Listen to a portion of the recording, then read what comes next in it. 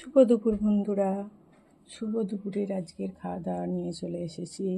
আজকের মেনুতে আছে এই যে ভাত, আর এখানে আছে ডিমের শাক আলু ভাতে, আর এখানে যে ফুলকপি দিয়ে কাতলা মাছের মাখা মাখা একটা তরকারি, আর এখানে রয়েছে অল্প করেই মুসুর ডাল।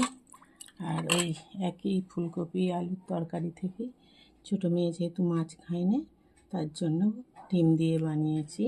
আর রয়েছে এই যে মিষ্টি দই, মিষ্টি দইটা ঘরে পেতেছিলাম, সেই মিষ্টি দই হাওয়া দিচ্ছে, হাওয়ায় দরজা জানালাগুলো বন্ধ হচ্ছে। এবার আমি ভাতটা বেড়ে নেব।